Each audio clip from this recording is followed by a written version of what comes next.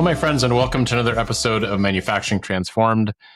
One of the things I love about this particular podcast is hearing all the very different approaches to how a company started and the backgrounds and their beliefs and thoughts on what's important when they first start a business, what systems they have in place, what tools, what softwares, what machines, and really the wide variety of answers you get there. So I got to sit down today with Matt Bruner of American Precision Works that has a business right in Philadelphia.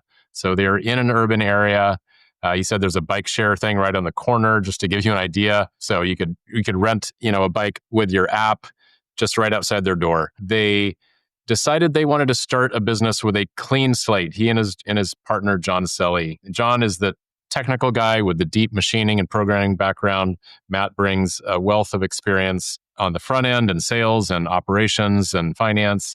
And he also had a really interesting and well-rounded experience working at his family's machine shop for years, working at Machine Metrics, selling software, and then selling machine tools as well. So got to see a really broad variety of shops. And that helped inform his decision about how they wanted to start American Precision Works. So this idea of a clean slate business in an urban area, and even with the concept of what if we never hired anyone that had machining experience, right? Just imagine the idea of not ever having to do that or not needing to do that.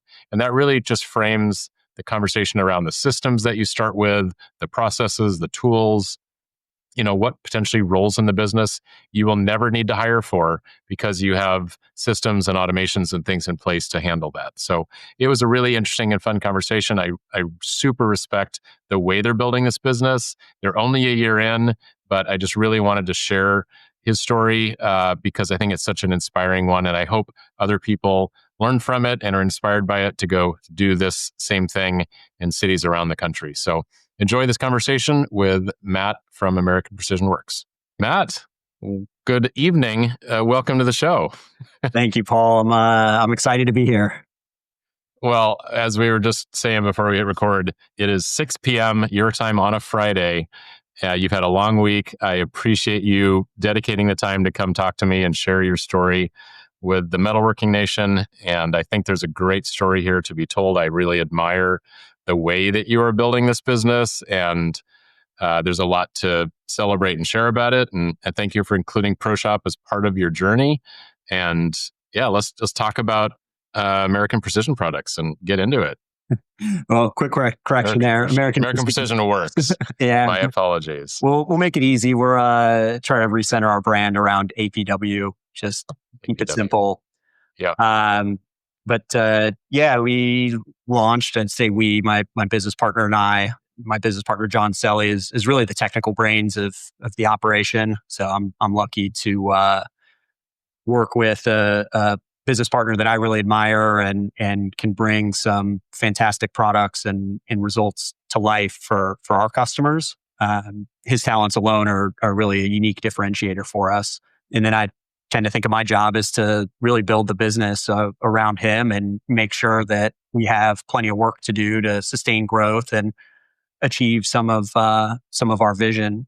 American Precision Works was founded almost a year ago. So we incorporated at the end of October 2024.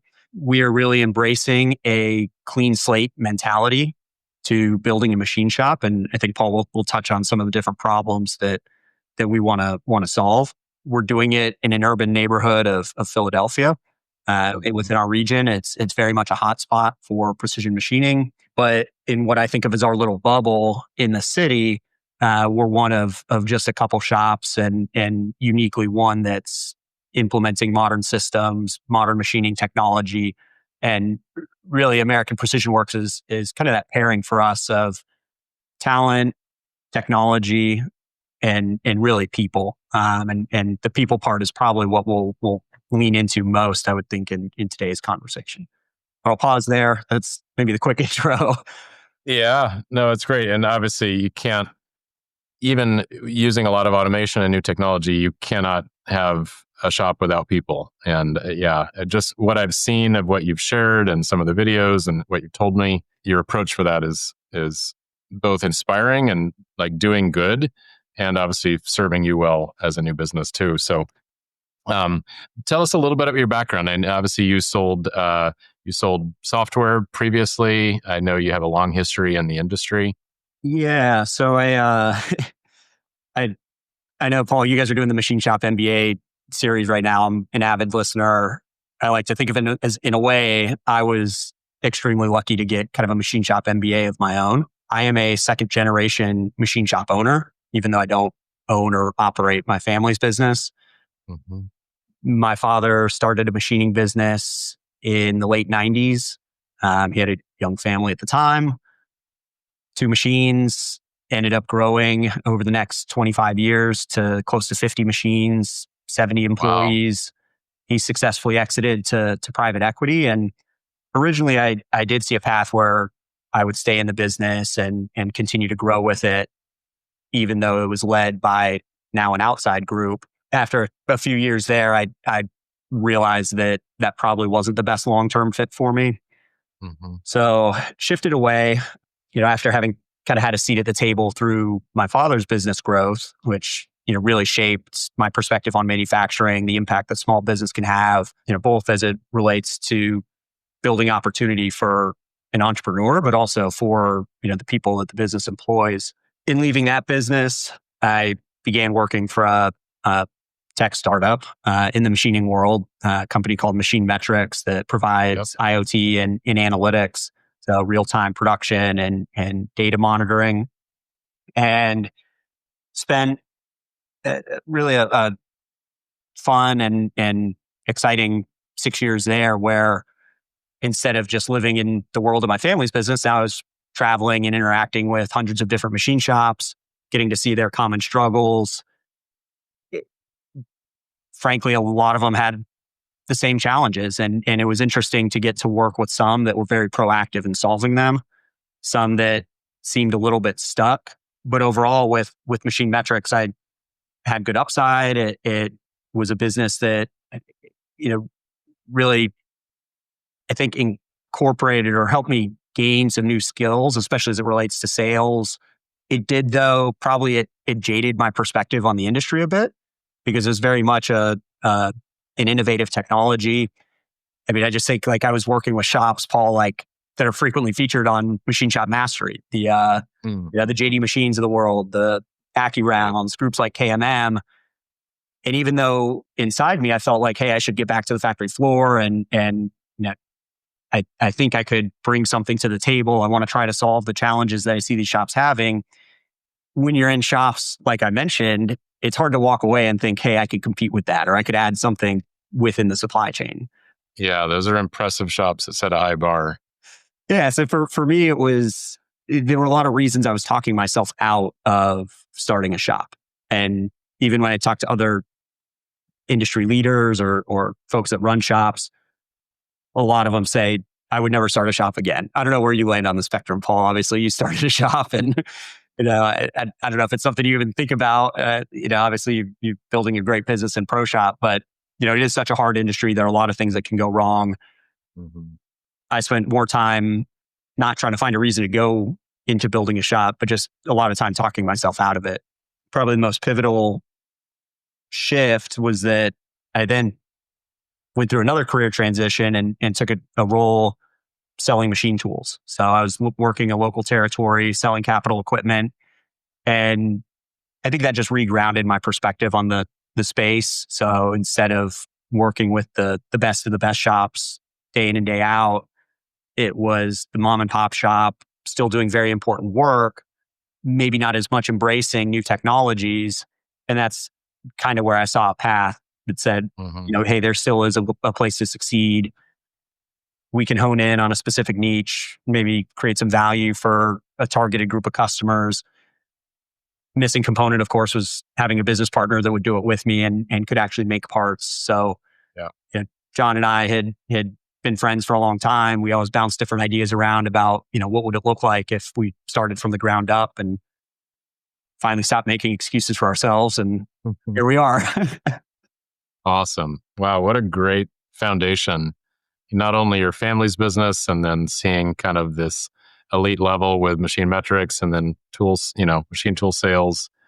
because that perspective of having been in shops of all sizes and all sophistications is just invaluable, right? Like you were saying, you can see some of the common challenges and and see a path forward for yourself. And I can tell you, having had really excellent business partners now for 30 plus years, that is so valuable, especially in a hard business like this. I can't imagine going it completely alone like many entrepreneurs do. Well, I think about that a lot, like the entrepreneurs that set up a machine or two in their garage and grow their way into success. I mean, I think for me, having a business partner like John, more than anything, creates accountability. Like, we're in it together, and if it were just me, I don't know if I'd made it 2 weeks. I probably would have pulled the plug.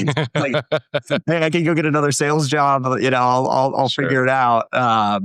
But having John on board and now some employees for which we're also responsible, it adds pressure. But I think in this space, that pressure's a good thing.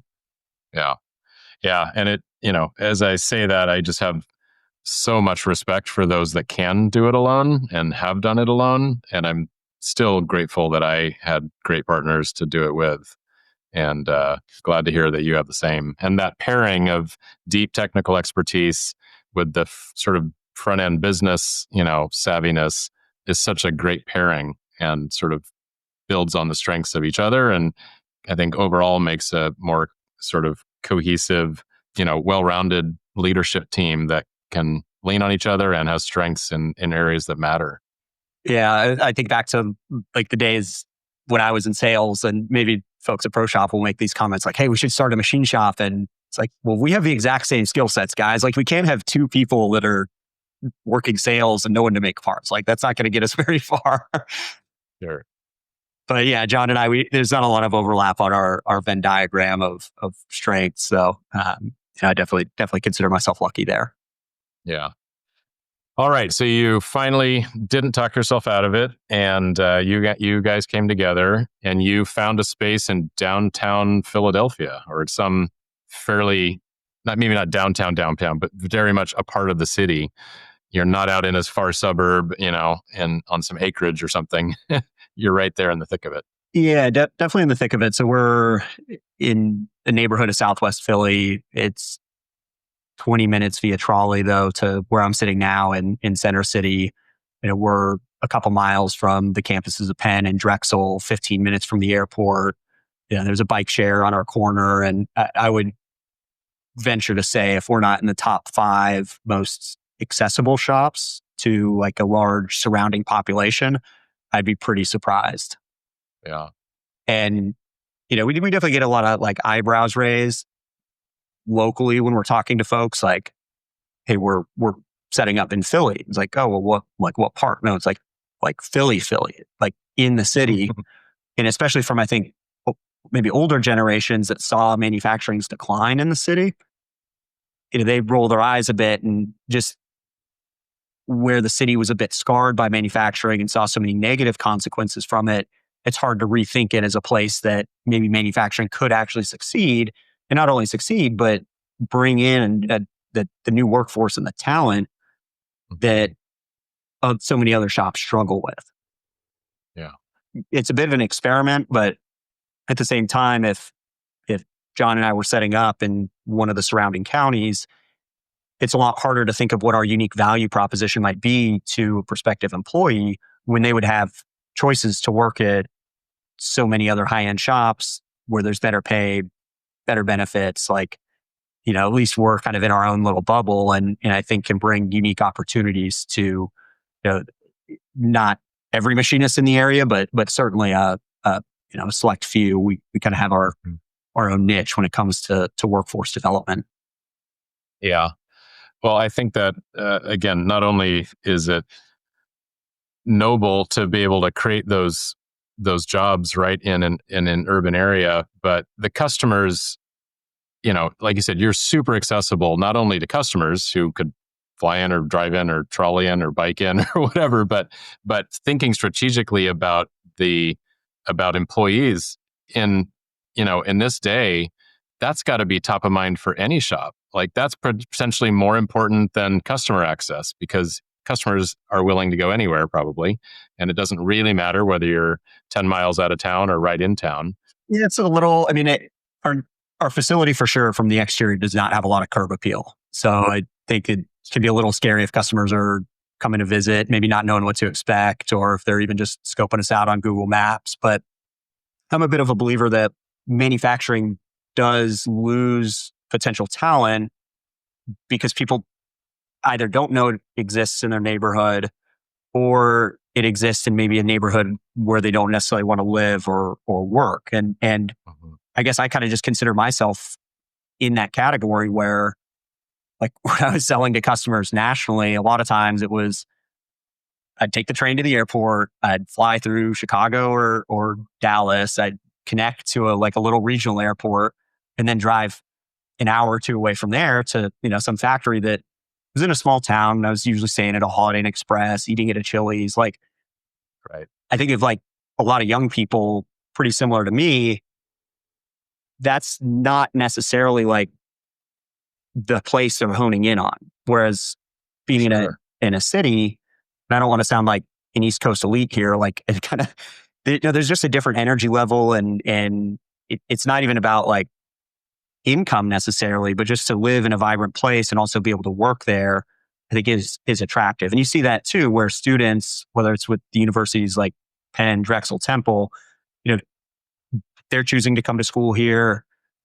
The demographic within our city and our little bubble, it's lower age than the US average. It's lower income. Like if you were to put on paper a spot where manufacturing could probably thrive, it would look a lot like where we're set up. Yeah. I love it. So tell us about you've now brought some employees on. Maybe just some anecdotes of where you found them.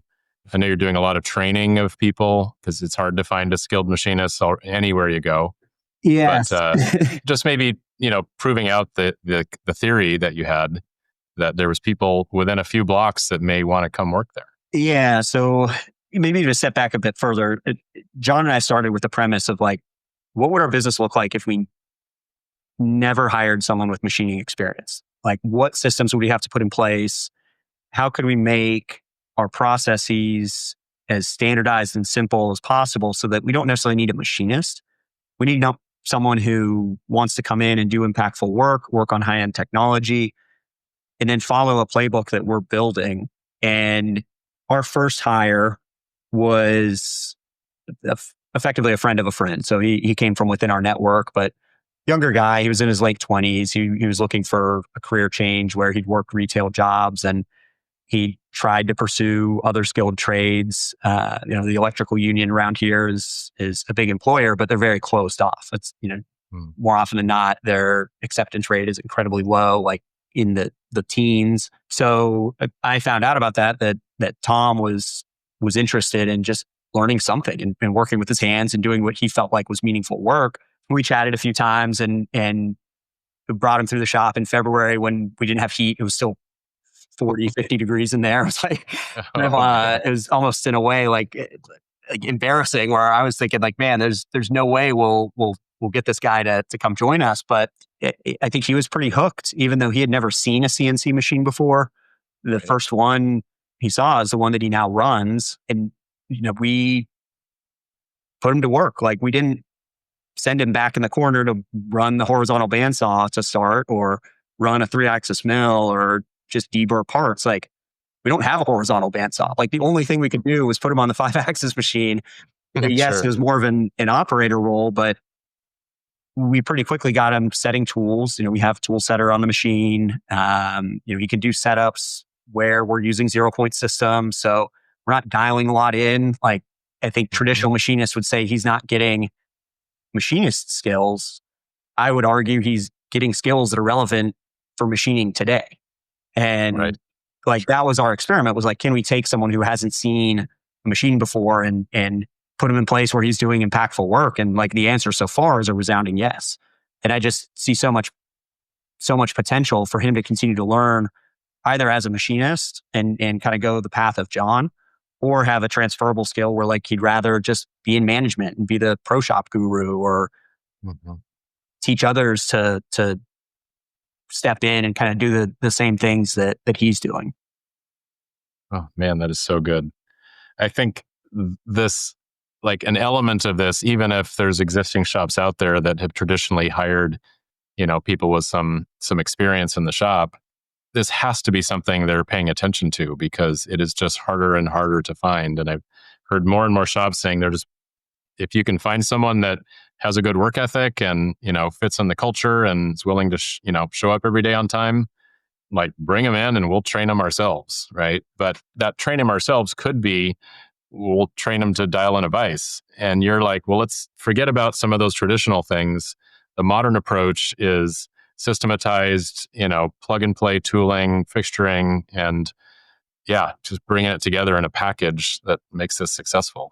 Well, I think too, where we can differentiate a bit and use it to attract not just new people to the industry, but even more talented people is by having modern tools available to them. So I just put myself back in the shoes of like, if I were to go into another shop in any role, if it's a shop that has stacks of paper all over the factory floor, like that's immediately going to be unattractive to me. Like, cause I can't remember the last time that like I worked in a paper environment. And I think that's especially true for folks younger than myself that have, their high school was on Chromebooks or iPads or whatever the technology may be. And I would draw a bit of a parallel with even the machine technology.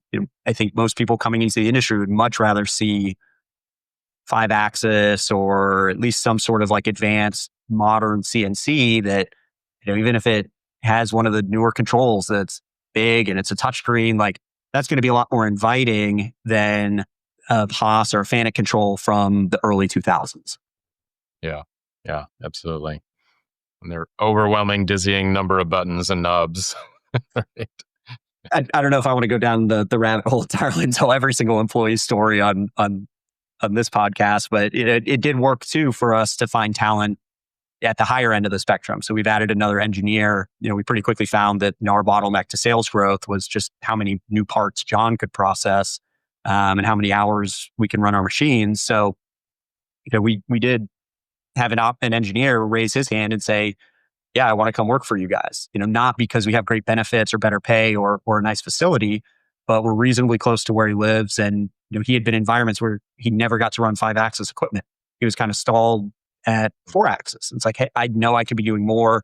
I know I could be doing cooler projects. I felt lucky to be able to bring him on board. And were we ready to hire him at the time? Probably not. But he's certainly had an impact. And I heard one of your podcast guests say it recently that like, all the machines and technology is great. All the marketing or sales spend is great. But like really, if you have the right people that can execute, that's the rest starts to take care of itself. And I think I kind of believe in that mindset. Yeah. Well, that's great. Yeah. Both ends of the hiring spectrum, you've had people sort of get attracted to what you're doing. So that's fantastic. So let's talk a little bit more about this sort of blank slate concepts, that you and John had. Obviously, starting with 5-axis machines, starting with, machine metrics right out of the gate, Pro Shop right out of the gate. Yeah, just maybe add more color to that. Yeah. In pairing with that, 0 customer orders. That was a little bit scary. But I think where I got to spend as much time as I did in sales, I just had a belief that I could go out, find the right connections, pitch a vision, and land work. And I don't know, maybe there's a bit of cockiness in that, but I feel like there's a pretty low bar for sales within the machine shop world. But having this technology really improved our ability to craft a message and immediately differentiate, I think, in the lens of buyers, as opposed to, this is another area where like really respect the person that sets up with a VF2 in their garage. Like that to me is a hard world to differentiate in. But absolutely, when John and I are able to first show off the type of product that he'd made in the past, and then deliver a nicely packaged quote using Pro Shop, like adding a level of professionalism, I think that started to stand out to our customers or our prospects that, like, yes, we're new to the space. Maybe there's not even an adult in the room here, but like we came to play, and we're making big investments, and we think we'll be able to execute at a really high level because of the systems and other technologies that we have available. Mhm. I don't even know if that answers the original question. I'm like, what the heck we were thinking, but for us, it's also just important to be efficient, and I don't want to build a shop where for the next 2 decades we just put band-aids on problems that we could have addressed from day one. Mhm. Yeah. Yeah, we've had, I've met a number of, it's still probably the minority, but a number of, shops that were new startups that decided to get, an ERP basically at the same time or even before their first machine. And I hear other people say, "Oh, you don't need that for at least 2 or 3 years in until you're at least 10 people or more." And it's just a different mentality. I want to come back to that in a second, but like Paul, when was the first shop that you heard of that started with an ERP? Like how long ago was that? Would you know? I'm trying to think. I mean, it might have been one of our very first customers ever, even before we officially incorporated. It was in like 2014 or 15, and he was a one-man shop and decided to. I think he had been open for a little bit, but decided he wanted something. And he's to this day he's a one-man shop, but he produces crazy amounts of revenue out of that place and is so organized and gets so many jobs through, and just he's like, there's no way I could do it myself if I had to remember it all in my head or if I had it on on post-it notes or spreadsheets. So but then more recently, the Priest brothers in Colorado, right, they saw YouTube videos and just ordered a machine like to their mom's garage and got ProShop almost right away as well. So like, I love it. The reason I ask is like, as much as I want to say it's kind of a novel concept and it goes against the grain, frankly, I'm just following my dad's lead. In 1997, when he started his shop, he had an ERP. He wasn't a machinist. He was an ERP consultant. He worked in Cool. finance. Very Like his background was very unique to the machining world. And for him, I mean, I think it was pretty scary starting out because there's just Sure. so much to learn and so much that can go wrong. But I got to see how the business that he built was less about machining and more about just systems. And the ERP truly was the backbone of that operation.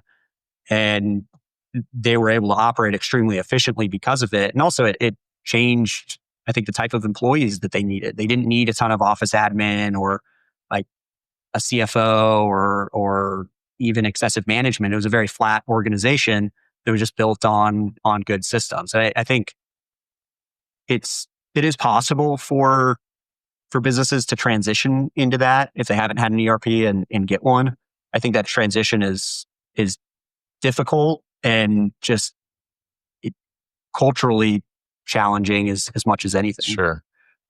Well, yeah, one of the having, seen it hundreds of times now, a lot of the challenge comes from trying to candidly like undo bad habits that they started doing because they were managing a business in a way that was just very manually intensive. And so they put lots of things in place, and then they look at software and they're like, okay, we need the software to do these things. We're like, no. You should stop doing those things because you don't need to. There's much better ways to do that very efficiently. And sometimes that unlearning is really hard. Yeah, I can imagine. I mean, even ProShop now for our implementation, like there might be a perception that if you're starting when the business is smaller, that it's going to be easy. Like it is still difficult. It takes a ton of discipline, and it's hard to keep like the day-to-day chaos from just taking over. Like every single day is, I think, like a fight against entropy within a machine shop. For sure. There's like a relentlessness to it, and our priorities are always shifting, and we just have to remind ourselves, like, no, we're going to stay on it. We're going to get it right. And we're not going to skip these steps. And we've gotten in trouble where we do choose to skip these steps. And we know too that there are a lot of things within ProShop we're still not doing as well as we could be. And, we want to get there, but we have to remind ourselves that like, we can't do everything at once. Mm-hmm. But jumping back to even some of the like the process and culture change. I got to live a little bit of that when I was involved with our family's business. We acquired a new facility. That's actually what brought me out to Philadelphia. Had no intention that I'd be here 9 years later, but here we are. Mm-hmm. And one of my key roles there was to implement the ERP that we'd been using at their site. Okay. And there were just so many instances that I can look back on and see where we kind of made these like compromise decisions where like the site wanted to keep doing something a certain way. And like, down in like, I knew it like inside, it's like, man, that might come back to bite us, or that's going to be a worst case scenario. Like it's not going to accomplish their goal and it's not going to accomplish ours. But just for the sake of compromise, we kind of said, okay, we'll do it that way. And we paid a price for it. And I think that's kind of even what pushed me out of wanting to buy a shop where, I think it would be better from a business perspective. We could easily be more profitable out of the gate. We have a much different set of challenges, but one of them wouldn't be finding customers or having any semblance of cash flow. But I just felt like it didn't give John and I the same opportunity to like really solve some challenges in the industry and focus first on building a great manufacturing business. Mm-hmm. So having that experience at your family's business and the way your dad started, that's fascinating, right? It's a non-technical founder that's somewhat rare, although I think maybe more and more these days it's becoming more common. Whereas in the 70s, 80s, 90s, it was mostly just tool and die makers and machinists that decided they could do something better than their boss and went out on their own. So that's a cool playbook to have been a part of. What was on the ERP side of things? What did you learn in trying to implement that other system or whatever that framed what was important to you in a system going forward, and ultimately why ProShop came to the top of that list? Yeah. So just for transparency's sake, the system that we were built around was Infor Visual. At this point, it's much more of a legacy system, but it served that business really well. And I think one of the things I realized, maybe this is, you can cut this out if it's not going to help you sell ProShop, but most ERPs, as long as they're fit for the business, like a fit on some level, if they're really well implemented, that's going to be a better solution than the ERP that's a perfect fit, but poorly implemented. Oh, all day long. And I have no arguments against that, for sure. I think like having a solution like ProShop, there's a higher likelihood it will be well implemented because it can solve most challenges for us, at least out of the box. I think there's clearly a team behind it and plenty of resources to help a team succeed. But I guess my takeaway was the ERP is only going to be as successful as the implementation. And just you have a short window to drive buy-in.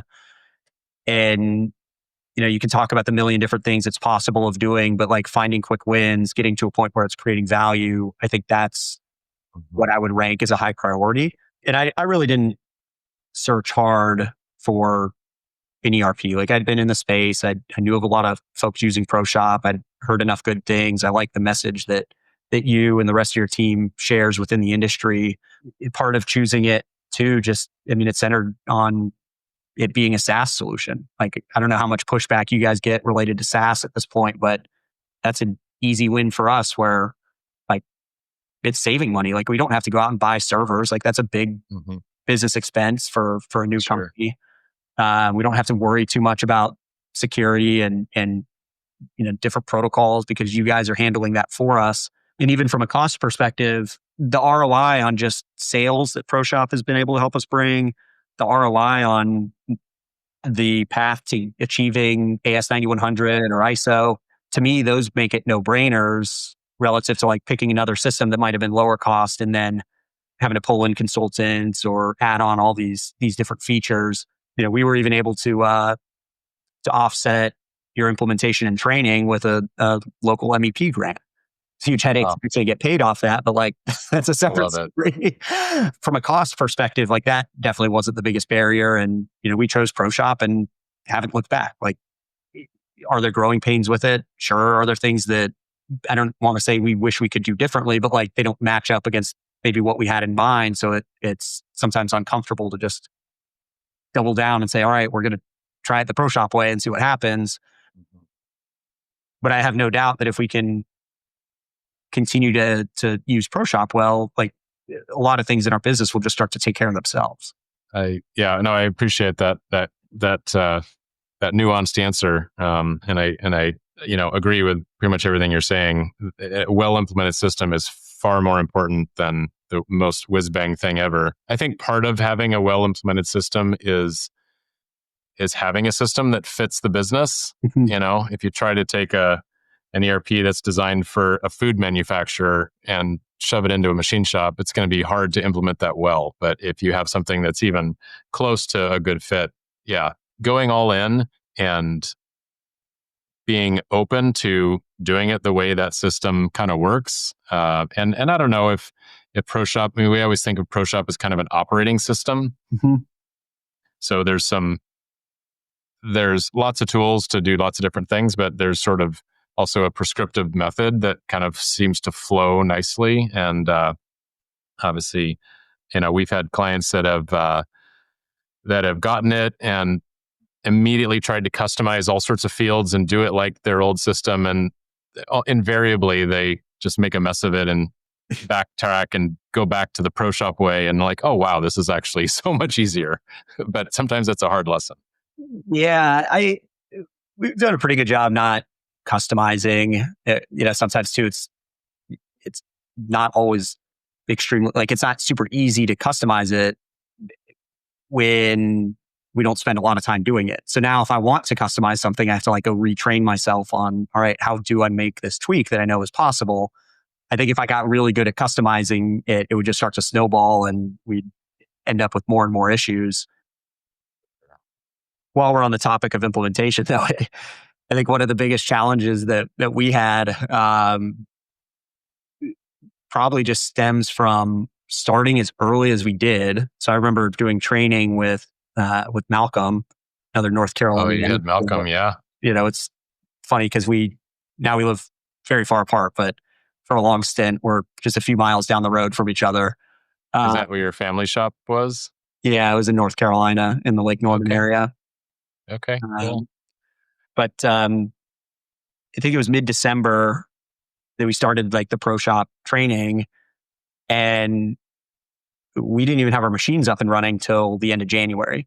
So we're doing all this training. It's just hypothetical. And I think we were getting pretty good at estimating and quoting. We got to enter a couple sales orders, but it just takes practice. And when you have 0 work orders, like right. So that was definitely a hurdle that I didn't anticipate. But thankfully, both through his direct training, I think you call it Pro Shop Academy, the self-guided LMS, and then I really like the webinars that are on the user forum. I actually think that's probably like the best way to learn something really deep about a topic, where you and Kelsey aren't just walking through the feature, but you're talking about why it exists and then the thought process behind it. Because some of that for me got missed in the academy. It was like, here's how you do it. And I was just thinking like, well, why do we do it that way? Then I watch a webinar on it and it's like very clear how it's set up. Yeah, that's an interesting point. Yeah, that context often makes all the difference in the world of understanding the why behind it, which some people don't need the why and others very much want to know the why. So they can align behind it or get their thinking, similar, or see where they differ or whatever.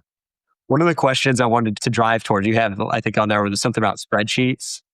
Yeah. Like removing spreadsheets, kind of near and dear to my heart, because like where we want ProShop to be the backbone or the operating system of our business, there's still an ongoing fight to avoid using spreadsheets entirely. And like I look across our tech stack and I don't want Excel or Google Sheets to be part of our tech stack ever.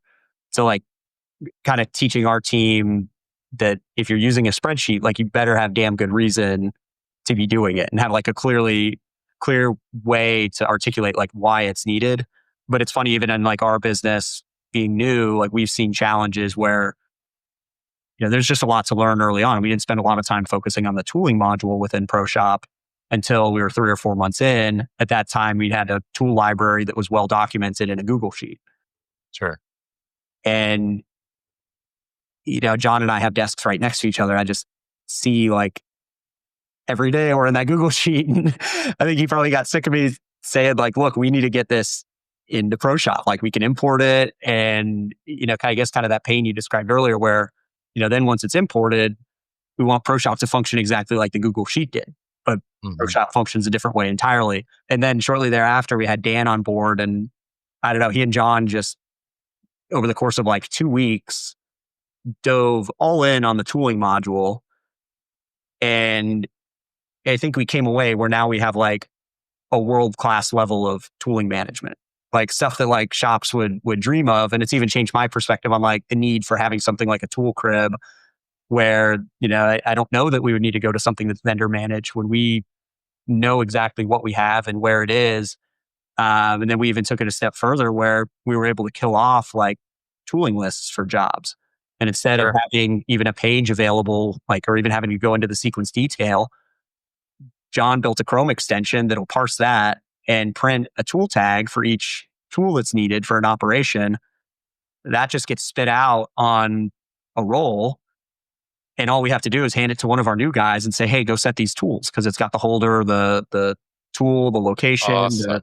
the out of, I think you guys call it out of folder length or OOH. Yep. And that's stuff that like, it doesn't win us work right now or do much other than like, let us celebrate. Like, look how cool that was. Like we did 2 clicks and now our guy who hadn't seen a machine before is setting tools and we have him for the job.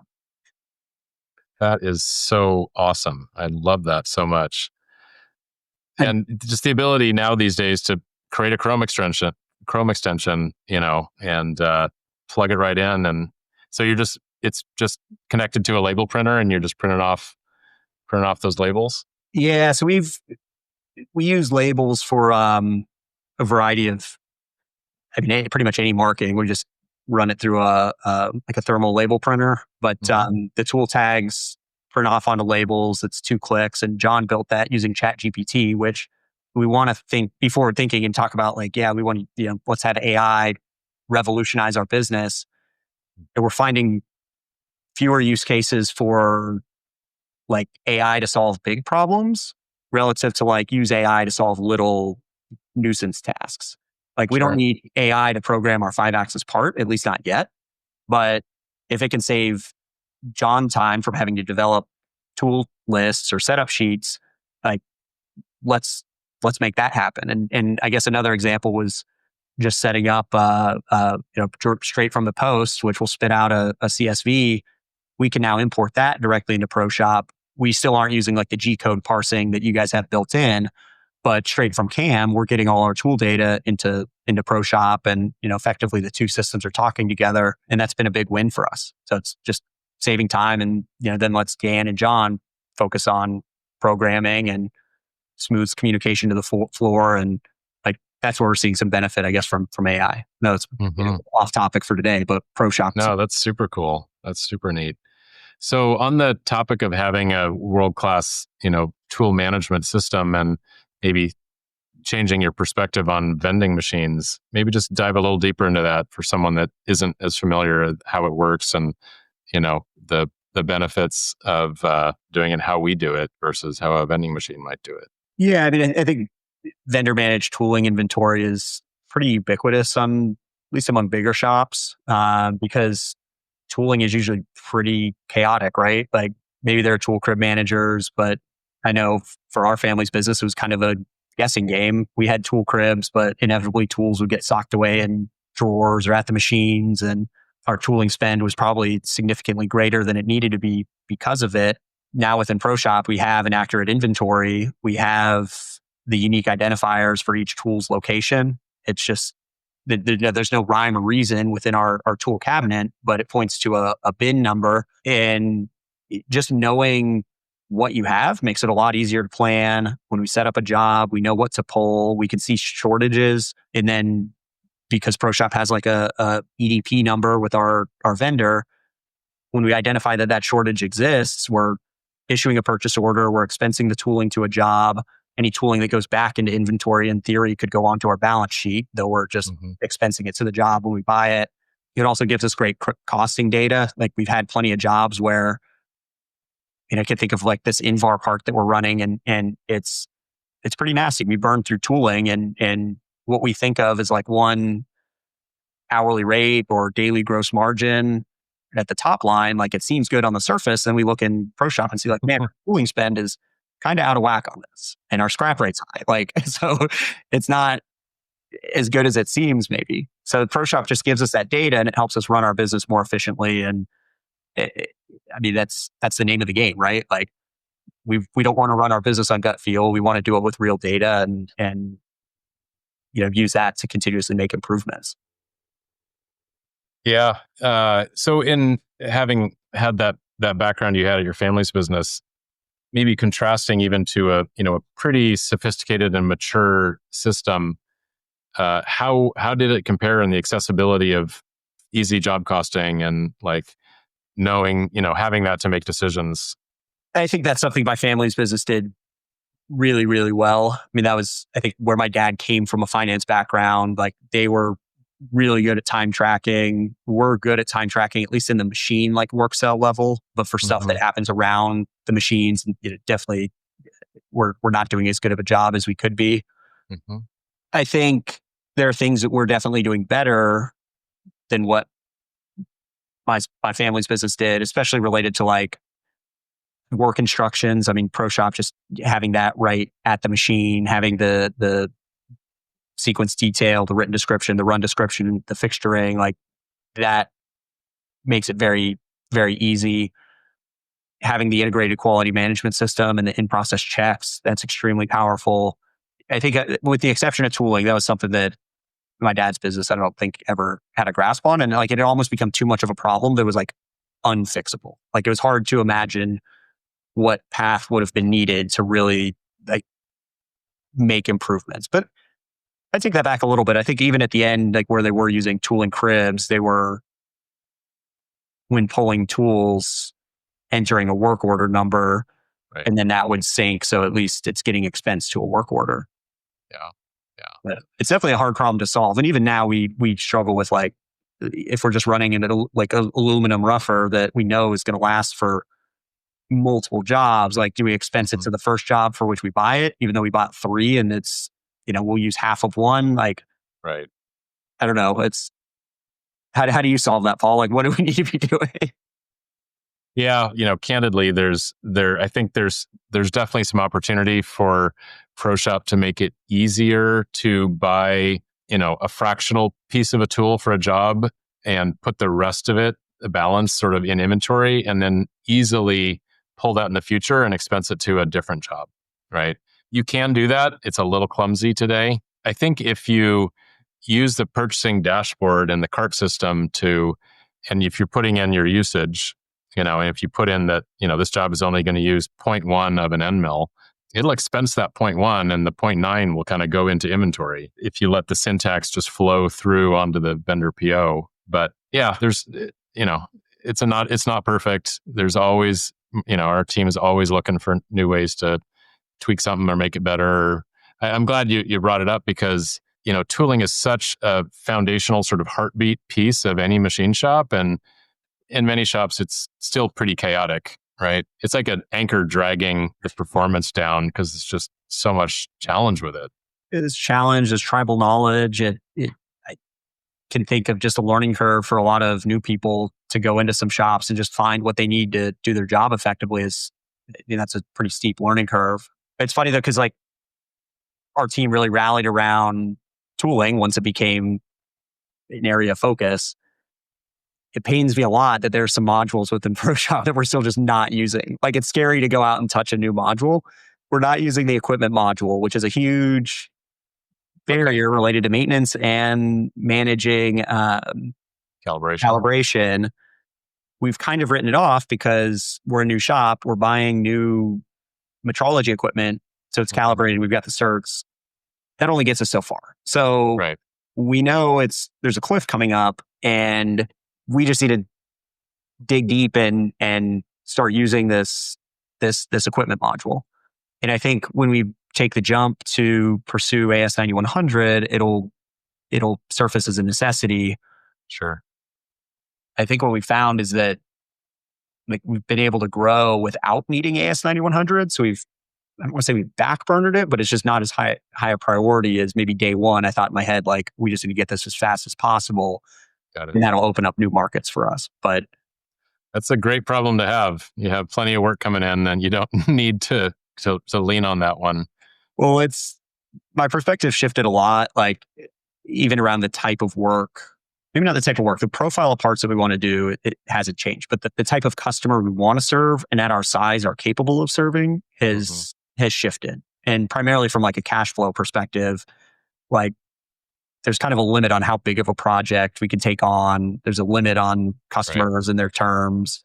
So we're okay with a little lower in the supply chain where maybe AS9100 is just not a requirement. Yeah, no, I hear you on that. And I think that's very wise because we know some of those AS9100 requirements come with net 90, net 120 terms and just a whole bunch of hassle that you just don't need today. Yeah, that would put us out of business pretty fast. Yeah, for sure. Cash is king. Speaking of cash, Paul, if we could close out on one topic that kind of surprised me with ProShop. One of my hesitations was that ProShop didn't have a financial package. Yeah. How often do you guys get that pushback? Is that like a... It comes up. Interesting enough, there are people that say, I am really glad you don't, because I do not want my financials anywhere near my operating system. Like I really want a separation there. And there's other people that say, oh, it has to be fully integrated. But in my opinion, and I was just talking to a shop in Austin who said that, I think they have a different conception about sort of having financial tools versus accounting. And, I'll put our job costing up against any fully integrated general ledger accounting ERP system all day long. I think we understand, detailed nuanced things like a shared fixture or parts being run together or things that just that happen all the time in a shop that it's hard for a more traditional accounting based system to have enough sophistication on that side to give you accurate job costing data. But at the same time, you got to have your books clean. It can't take an overly, amount of duplicate effort to copy and paste things. So having a sync that's clean and simple, I think is a balance, but it still becomes, a talking point that's a challenge at sometimes. It definitely held me back a little bit. And maybe some of it's just a stigma that like, I didn't want to run our business on QuickBooks. Like to me, that's like, if QuickBooks were our ERP, we would fall flat on our face because it's not meant to manage the complexities of a machine shop. But I think in hindsight, like that was maybe one of my biggest misses because now we're using QuickBooks and it's a fantastic tool as a financial package and does a lot of things just with its own integrations that I don't know ProShop would have ever been able to do. But then, making a couple journal entries at the end of the month and accounting for our WIP and finished goods and raw materials, like it makes it easy where we get the clean financials. And then if we need to drill down and look at job costing level, we can do so. And I don't know, for me, job costing is important, but like that's a little bit after the fact. I mean, my main focus is like daily throughput at the machine level. That's maybe more philosophical, like what metrics are we going to push towards? But it's nice now. I think we finally are in a spot where like from the costing and our financial package side that like it's working well with ProShop, and it surprised me how well it's worked. Oh, I appreciate you mentioning that. Yeah, it's not a topic we often get into, but yeah, that's great. That's great. And I've had sophisticated CFO level people, once they really understand, what we do and which parts of it we leave to an accounting system like Sage or Xero or QuickBooks, they're like, oh yeah, I could run a $50 million business on this. No problem. Like where the horsepower is needed, you guys got it. Where there's the simple tools and integrations with other things, they got it. And the integration is simple. So like, I just don't need this overbuilt heavy duty package, which is then even hard to find people to run it if it's a custom, it's just like a very proprietary ERP accounting system, and you just can't find someone that knows like QuickBooks, they're a dime a dozen. You can find people everywhere that have a lot of experience. Yeah, for sure. And I just think it would have fewer of like the integrated tools that make the financial side of the business easy. Like I've written maybe one check because I didn't have the direct deposit info from our electrician, and he didn't give me an address. So, had to print one and then sign it. But, just using like tools like Bill Pay, like simplifies our admin so much. And I guess that's one of the exciting things about being able to start from a clean slate, is that they're just roles within our shop that I don't know will ever exist, or not necessarily exist in person. Like when we have a bookkeeper need, probably going to be a remote employee, and then we can focus on the people in our facility actually touching parts and creating value. So yeah.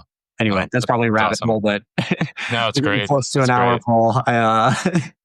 Yeah, it's getting dark. It's getting late. Your wife's probably like, well, all right, come on, dude. Let's have dinner. I'm solo. I'd be maybe going back to the shop otherwise. So, are you not married? No.